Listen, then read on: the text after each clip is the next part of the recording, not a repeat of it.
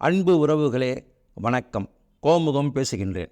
சனி பகவான் நவக்கோள்களில் இயற்கையாகவும் ஜாதக அமைப்பின்படியும் இன்ப துன்பங்களை அளிப்பதற்காக ஏற்பட்ட கிரகமாகும். அவரவருடைய ஜாதகத்தில் சனி இருக்கும் இடத்தை பொறுத்து சனி பலம் குறைந்திருந்தாலும் சனி மகாதசையிலும் 12 ராசிக்காரர்களுக்கும் ஏற்றமும் இரக்கமும் தருவதில் சனி பகவான் வல்லவர். மேலும் சனி பகவானின் சஞ்சாரத்தால் 7.5 சனி, அர்த்தாஷ்டம சனி, அஷ்டம சனி, கலத்திர சனி நடைபெறுகிறதே என அச்சப்படுகிறீர்களா? வாழ்க்கையில் பல பிரச்சனைகள் அடுக்கடுக்காக வந்த வண்ணம் உள்ளதே என்கிற திகைப்பும் தவிப்பும் உங்களுக்கு உள்ளதா? கவலைப்படாதீர்கள். இக்காணொலியை முழுவதும் பாருங்கள்.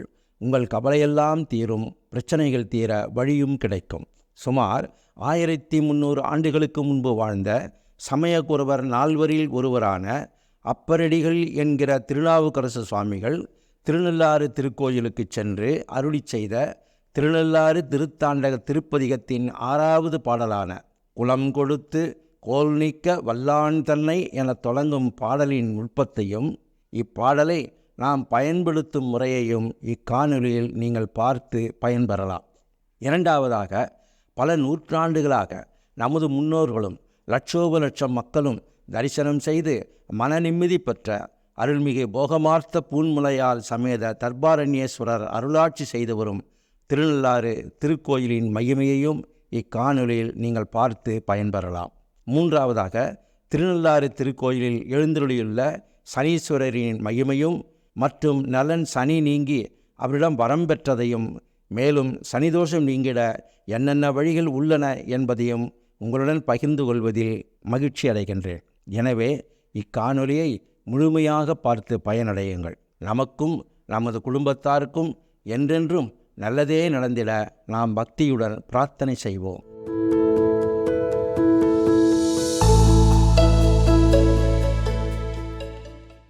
நானேயோ தவம் செய்தேன், சிவாய நமயன பெற்றேன், தேனாய் என் அமுதமுமாய் தித்திக்கும் சிவபெருமான் தானே வந்து என் உள்ளம் புகுந்து அடியேற்கு அருள் செய்தான். ஊனாரும் உயிர் வாழ்க்கை ஒருத்தன்றே வெறித்திடவே. அப்பர் அடிகள் என்று போற்றப்படும் திருநாவுக்கரசு சுவாமிகள் மிகச்சிறந்த இறைவணக்க அருட்பாடல்களை அருளி செய்த ஞானாசிரியராவார். அப்பர் அடிகள் எப்படி இருப்பார்? அப்பர் அடிகளின் திருவுருவ காட்சியை தெய்வ சேக்கிழார் பெருமான் நமக்கு படம் பிடித்து காட்டி மகிழ்கிறார். தூய வெந்நீரு, துதைந்த பொன்மேனி, தாழ்வடமும் நாயகன் சேவடி தைவரும் சிந்தையும் நெய்ந்துருகி பாய்வது போல் அன்பினீர் பொடி கண்ணும் பதிக செஞ்சொல்மைய செவ்வாயும் உடையார் புகுந்தனர் வீதியுள்ளே என்பார் சேக்கிழார் பெருமான். சான்றோர் பெருமக்களே, அப்பரடிகள் வீதியிலே புகுந்தார் என்பார் சேக்கிழார் பெருமான். வீதியில் மட்டுமா புகுந்தார்? இப்பொழுது நம் உள்ளத்திலும் புகுந்தார் அல்லவா?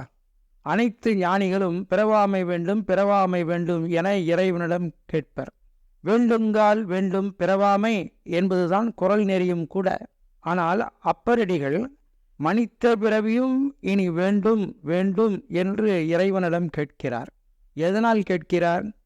குனித்த புருவம், ஒவ்வைச் செவ்வாய், குமின் சிரிப்பு, பனித்த சலை, பவளமேனி, பால் வெந்நீரு, எடுத்த பாதம் ஆகியவற்றை நான் காணப்பெற்றால் எனக்கு மானிடப் பிறவியே இனியும் வேண்டும் என்பார். குனித்த புருவமும் ஒவ்வைச் செவ்வாயில் குமின் சிரிப்பும் பனித்த சலையும் பவளம்போல் மேனியில் பால் வெந்நீரும் இனித்த முடிய எடுத்த பொற்பாதமும் காணப்பெற்றால் மனித பிறவியும் வேண்டுவதே இம்மாநிலத்தே. உயிராவணமிருந்து உற்று நோக்கி உள்ள கிழியில் உருவெழுதி உருகி உரைக்கும் அருட்பாடல் அல்லவா அப்பர் அடிகளின் இத்திருப்பாடல். தலங்கள் தோறும் சென்று வழிபாடு செய்து வருகின்ற பெருமைக்குரியவர் திருநாவுக்கரசு சுவாமிகள். சுவாமிகள் திருப்புகலூரில் இருந்தபொழுது திருச்செங்காட்டங்குடி சென்று பணிந்து அதன் பிறகு திருநள்ளாற்றை அடைகிறார். திருநள்ளாற்று திருத்தலத்தில் அப்பரடிகள் விழுந்து பணிந்து மகிழ்ந்தார்.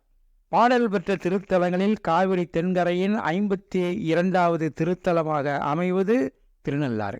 சப்த விடங்கத்தலங்கள் 7னுள் ஒன்றாக அமைவதும் திருநள்ளாறு. திருவாரூர், திருக்காராயில், திருக்கோளிலி, திருவாய்மூர், திருமறைக்காடு, திருநாகை காரணம் என்ற திருத்தலங்கள் ஏனைய 6 சப்தவிடங்க தலங்களாகும். திருநள்ளாறு காரைக்காலில் இருந்து 5 கிலோமீட்டர் தொலைவில் உள்ளது.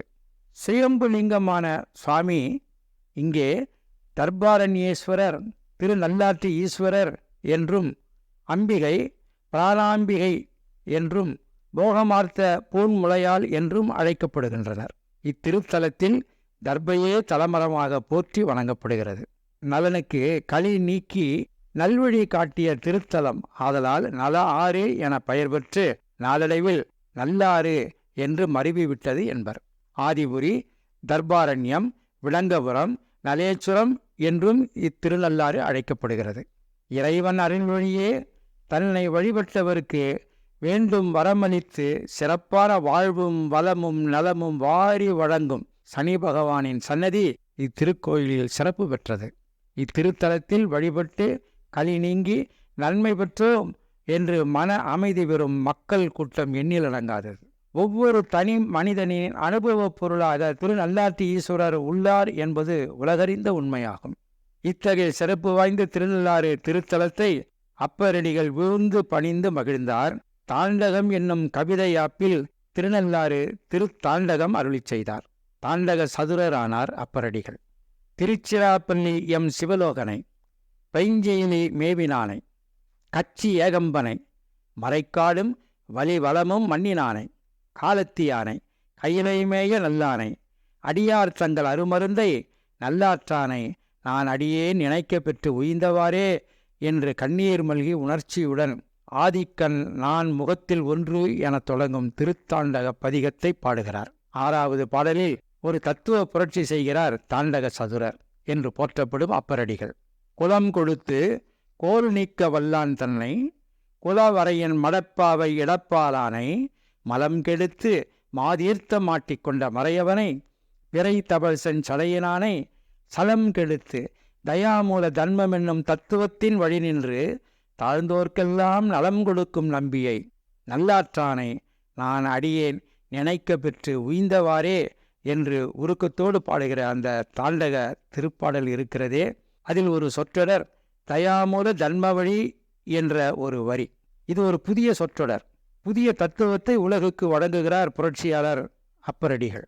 அன்பும் அன்பிற்கு அடிப்படையான அறமும் இணைந்து இப்பண்புகள் செறிந்த மெய்மை வழியேதான் தயாமூல தன்ம வழி என்று உலகுக்கு அறிவிக்கிறார். குலம் கொடுத்து கோல் நீக்க வல்லான் தன்னை, சிவபெருமான் இருக்கிறாரே, அவரை வணங்குபவர்களை எல்லாம் சிவன் அடியவர் குடி என்ற ஒரு சிறப்பினை கொடுக்கிறாராம். குலம் கொடுத்து கோல் நீக்க வல்லான் தன்னை, துன்பத்தை நீக்குகின்ற மிகப்பெரிய ஆற்றல் உடையவனாக நல்லாற்று ஈஸ்வரன் உள்ளான்.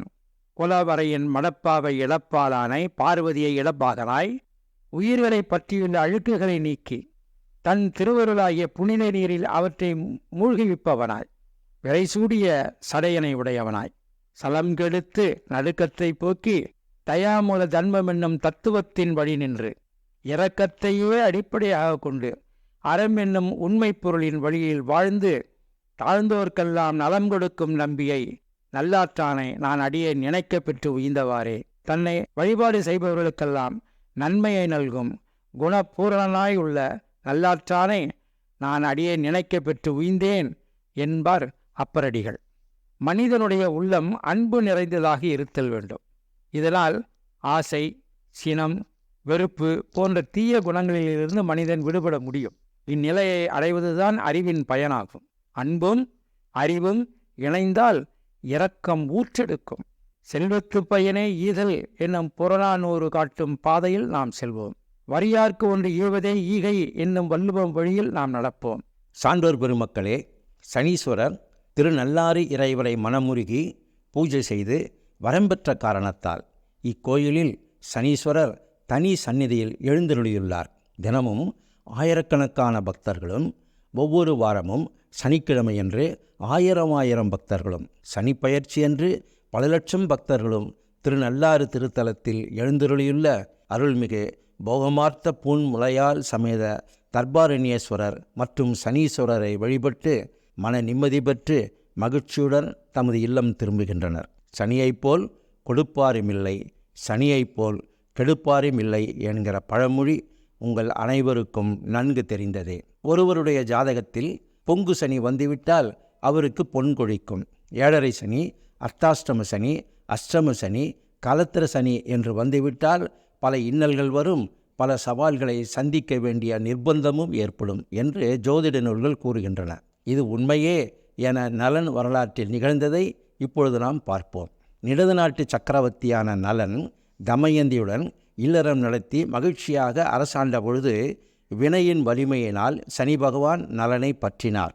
இதனைத் தொடர்ந்து நலன் பல சோதனைகளை சந்தித்தான். நாட்டை விட்டு வெளியேறினான், காட்டில் திரிந்தான். பின்பு மனம் தெளிவு பெற்று பல திருத்தலங்களுக்கு சென்று தரிசனம் செய்து வந்தான். ஒரு நாள் திருநள்ளாறு திருத்தலத்திற்கு நலன் வந்தார்.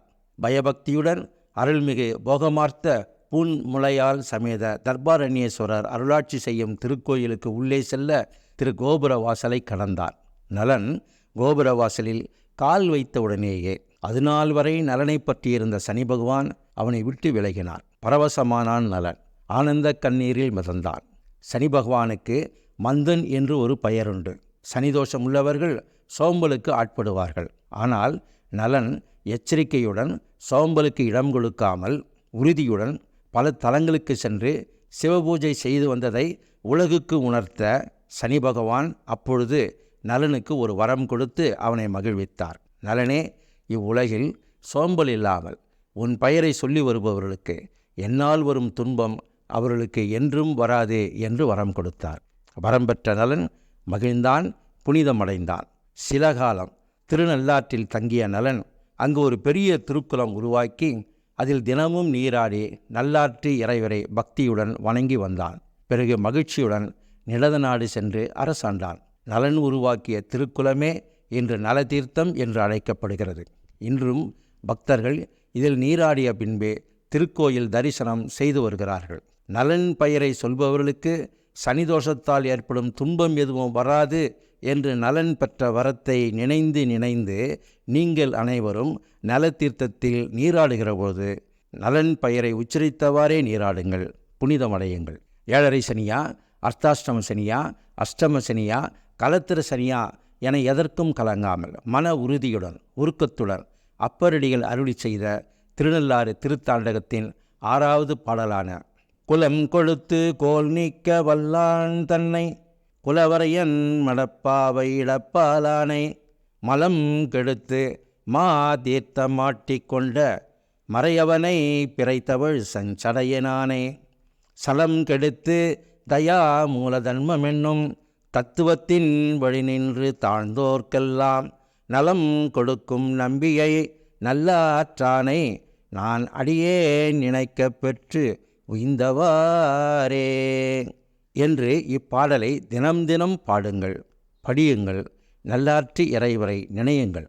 சனிதோஷம் உள்ளிட்ட அனைத்து தோஷங்களும் நீங்கும், பலவிதமான நன்மைகள் நடந்த வண்ணம் இருக்கும்.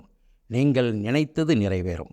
மண்ணில் என்றும் நல்ல வண்ணம் நாம் வாழலாம். மேலும் பல பயனுள்ள ஆன்மீக தகவல்களை பெற சப்ஸ்கிரைப் செய்யுங்கள். நன்றி, வணக்கம்.